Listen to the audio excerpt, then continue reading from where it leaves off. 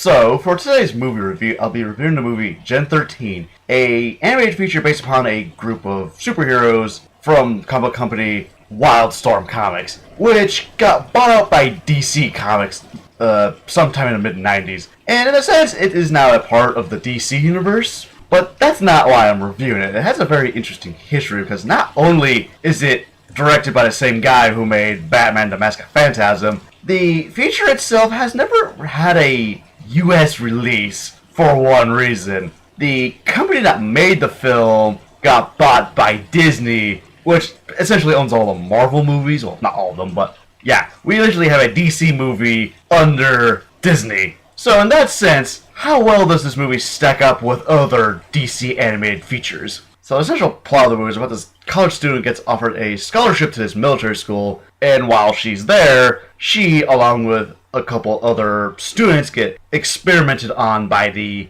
school itself so that they get turned into super soldiers. And after she requires a set of superpowers, and through a series of misunderstandings with the program, she, along with two other students there, basically try to escape the school. In terms of what I liked about this movie, the animation's very reminiscent of that of Batman the Animated Series.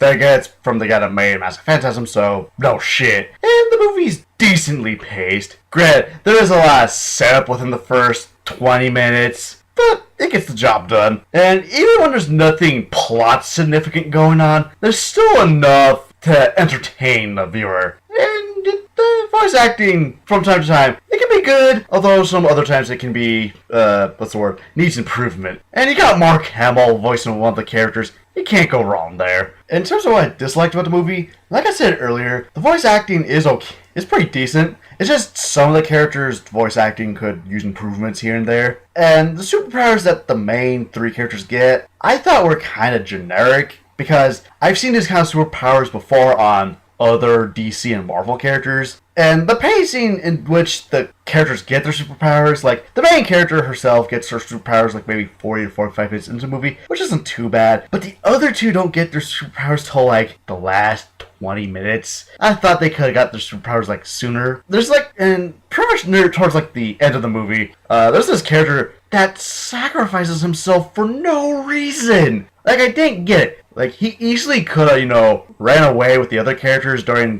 the end climax, but he decides to stay and be like, you go, I'll stay. It was just, I didn't get it. Speaking of the ending itself, like, when I was watching this movie, I thought the movie was going to be, like, self-contained and everything was going to be, like, have a happy ending. This here, it's more like, it ended in a sense of, like, this whole entire movie went from being a movie to being basically a pilot episode for a TV show that never happened. And there's some characters that you don't really get to know the backstory of, like, I forget the dude's name, but he's a pretty cool guy. He said he was a part of the Gen 12. And I was like, okay, so you're a part of the last program. We don't really know his backstory that well. And I was like, wait, so were you a person that experimented on people, or were you a actual mutant yourself? We don't know that. We don't really find out the backstory of, like, some of the characters. So, as for the main character of Kaitlin Fairchild, she starts out in the movie as a college student who's academically smart, but she's shy. And basically, once she decides to join the Gen 13 program, and she still acts the same, more or less, until she gets her superpowers, which consist of super strength, super speed,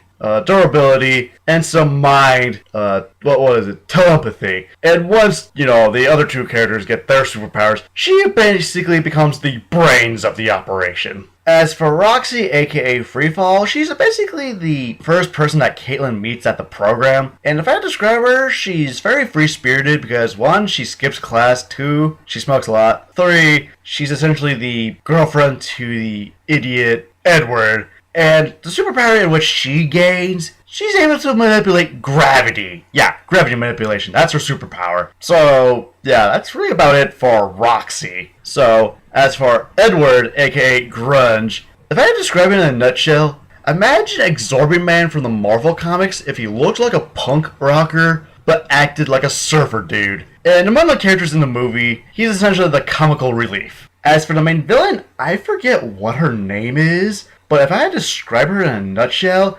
Imagine if Jessica Rabbit from Who Framed Roger Rabbit had the wardrobe style of Morticia from the Addams Family, but had the personality traits and superpowers of that of X-Men villain Lady Deathstrike. And then on top of that, she's a mad scientist. As for the secondary antagonist, Matthew, aka Threshold, he's essentially the second in command, and aside from being played by Mark Hamill and being a martial arts expert, if I had to describe him, he's like Magneto from the X-Men comics, just minus the power to control metal, because he has the same ideology in which he believes that, anyone with superpowers are automatically better than those who don't have superpowers. And the character does have a plot twist, and all I can say is, it's a lot better of a plot twist than Archer from Fate Stay Night Unlimited Blade Works. So, for my final verdict of Gen 13, in comparison to some of the other DC animated movies, it's okay.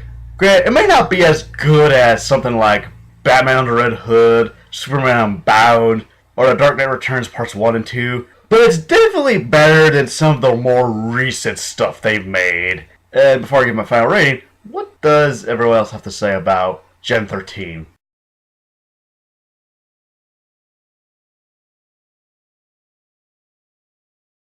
So it looks like this movie got generally negative to okay reviews. So for my final rating of Gen 13, I give it a 3 out of 5. What's your favorite DC animated movie? And see you later.